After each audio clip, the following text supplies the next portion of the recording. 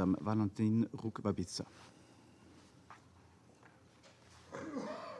Mr. President of the Security Council, distinguished members of the Council, Ambassador Omar Ilal, Permanent Representative of the Kingdom of Morocco and Chair of the Central African Republic Configuration on the Peacebuilding Commission. I would like to congratulate Switzerland for its presidency of the Council for the month of October.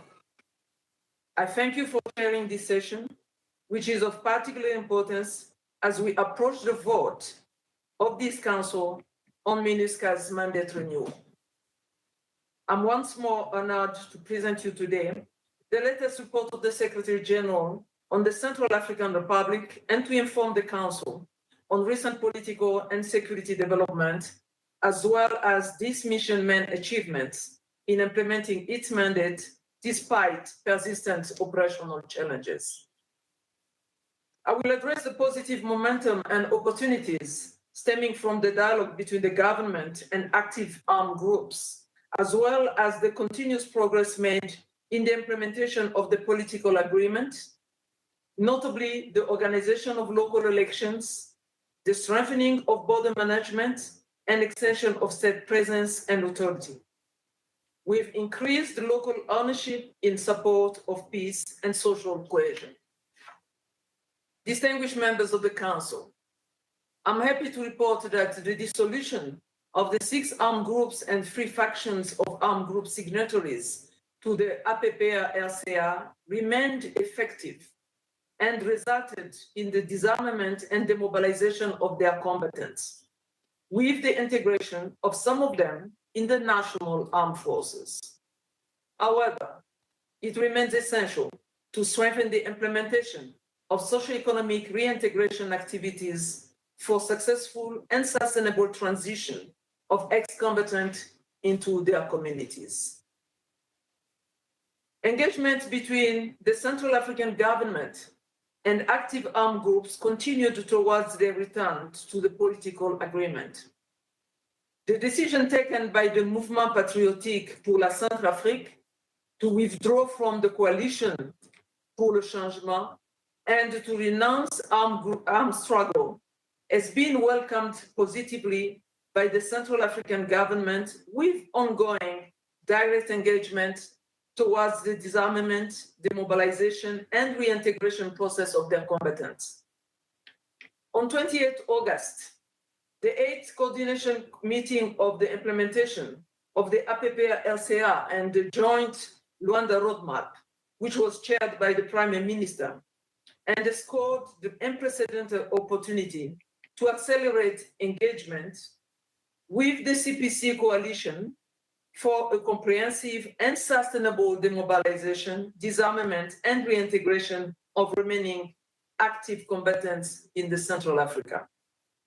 As such, the government has been forthcoming in engaging the CPC coalition for the return to the political agreement in response to declarations made by some of the CPC political and military leaders indicating their willingness to cease violent struggle and hostilities. I call on regional and sub-regional organizations, in particular, the guarantors of the political agreement and the ICGLR mediators, to further support the ongoing political momentum by facilitating engagement between the government and the CPC armed group leaders who express willingness to renounce violence and return to the political agreement, the sole political instrument for peace and reconciliation in the Central Africa.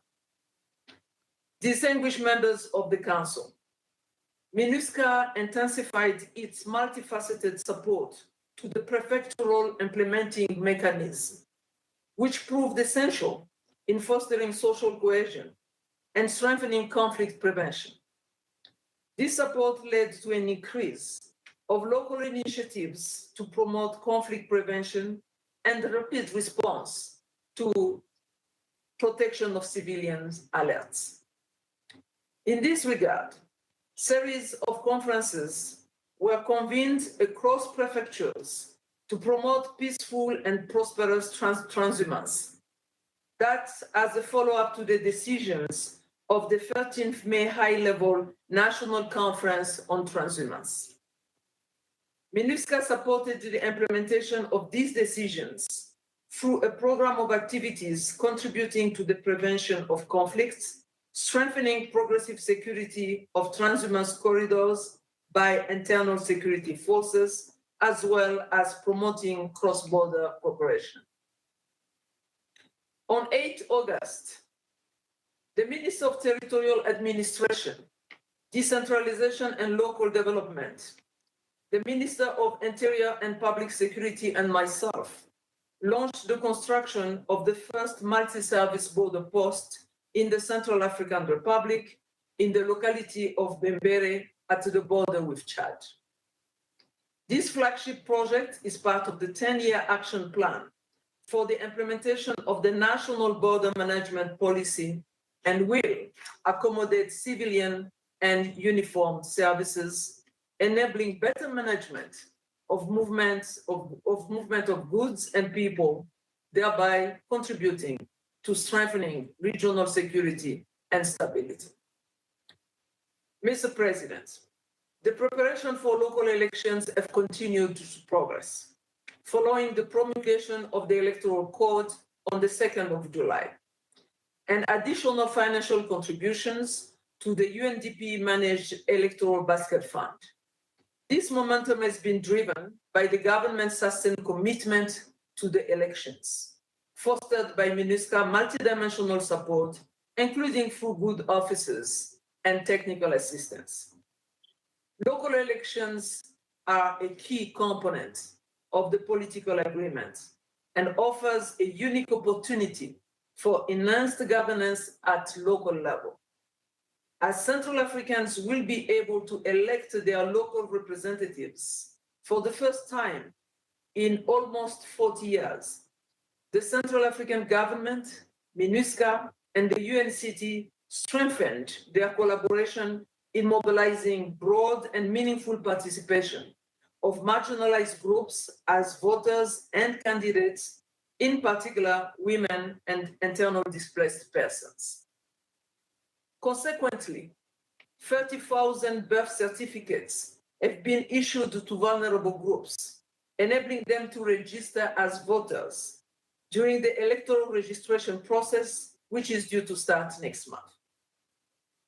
This marks a significant step towards an inclusive electoral cycle, which will culminate with the general elections slated for the end of 2025.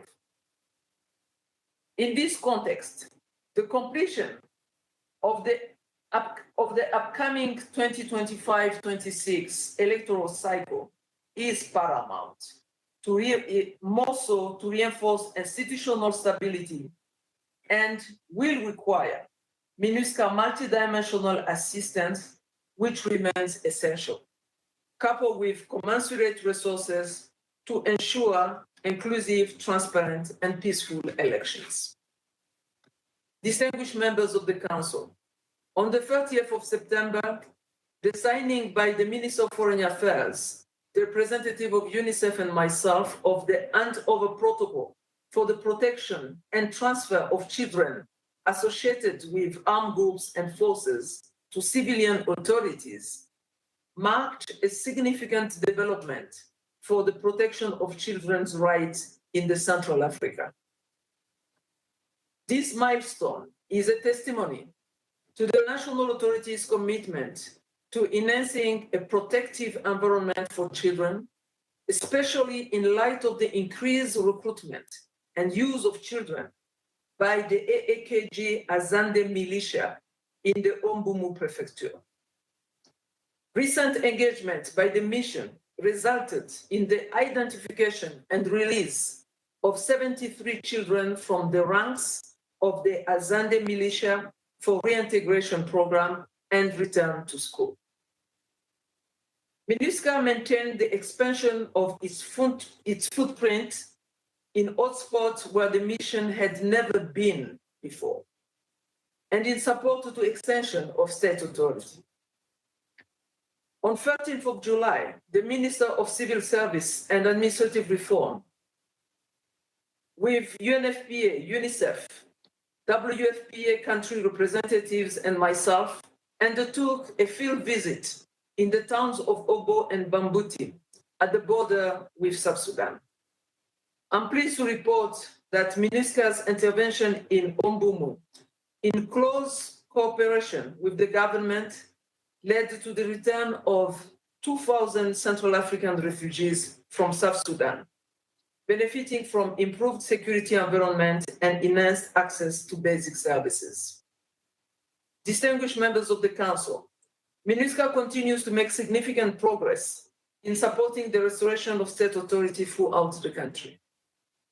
During the reporting period, the mission provided logistical support to the deployment of 3 governors, 14 prefects, and 62 sub-prefects, while building the capacity of 2,500 public servants in support of enhanced provision of basic services. Moreover, the mission devoted considerable resources to creating acceptable working conditions for civil servants deployed in the deep field by building or rehabilitating 50 administrative facilities over the past 2 years. The validation of the new National Defense Policy and Strategy is a significant step forward in forging a Republican army that reflects the Central African diversity. I commend the government for its commitment in fulfilling its regalian functions to protect its population and territorial integrity. MINUSCA will continue to support the government, relevant security sector reforms, and governance strategic frameworks. Distinguished members of the Council, I wish to draw your attention on the increasingly challenging operational environment resulting from a change in the national fuel import policy, which has disrupted fuel supplies to MINUSCA. This jeopardized MINUSCA's ability to continue to provide optimum support and maintain achieved momentum in the extension of state authority. Effective implementation of MINUSCA's mandated priority task is intricately linked to addressing the immense access challenges in the Central African Republic and require additional engineering capabilities to enhance road accessibility and mobility. In the last 2 years, MINUSCA has constructed or rehabilitated more than 2,000 kilometers of road, 131 bridges, and 37 airstrips. Mr. President, MINUSCA remains instrumental in facilitating the conditions for the advancement of the peace and political process, as well as enabling its implementation by development partners and UN specialized agencies, funds, and programs in support of local communities and administration, in protecting civilians, in supporting the government to restore its authority throughout the country.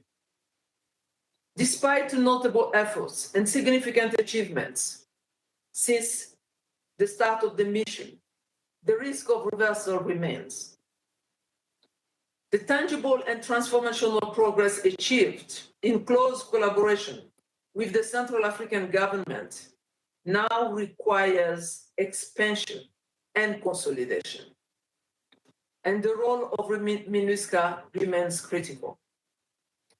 We therefore count on the continuous and concerted support of this Council to extend the mandate of MINUSCA for an additional year and avail commensurate and timely resources for its implementation. As I conclude, I wish to add my voice to that of the Secretary General and express my gratitude for the dedication of civilian and uniformed personnel of MINUSCA as well as the United Nations country team in performing our respective mandate, often in a difficult context. I deeply appreciate the missions troops and police contributing countries, and thank regional, multilateral, non-governmental organizations and donor countries for their invaluable contributions to peace in the Central African Republic. I thank you for your attention. Je remercie Madame Rugwabiza de son exposé. Je donne maintenant la parole à Son Excellence Monsieur Omar